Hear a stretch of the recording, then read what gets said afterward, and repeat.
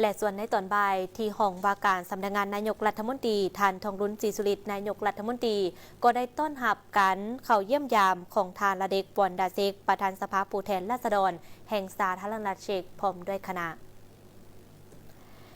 ในการต้อนรับท่านนายกรัฐมนตรีทองรุนศรีสุริตก็ได้แสดงความต้อนรับอย่างอบอุ่นและตีราคาสูงต่อการเดินทางเยี่ยมยามประเทศลาวอย่างเป็นทางการของทานละเด็กปอนดาเซกพร้อมด้วยคณะในครั้งนี้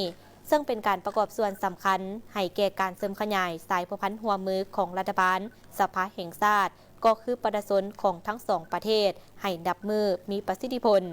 ทานละเด็กปอนดาเซกประธานสภาผู้แทนราษฎรแห่งสาธารณรัฐเช็กพร้อมด้วยคณะที่เดินทางมาเยี่ยมยามลาวอย่างเป็นทางการซึ่งเป็นครั้งทำอิฐนับตั้งแต่มีการสร้างตั้งสายพันธุ์การทูตน้ำกันในปี 1962 ตามการเชิญของประธานสภาแห่งชาติลาวในระหว่างวันที่ 19-22 กุมภาพันธ์ 2020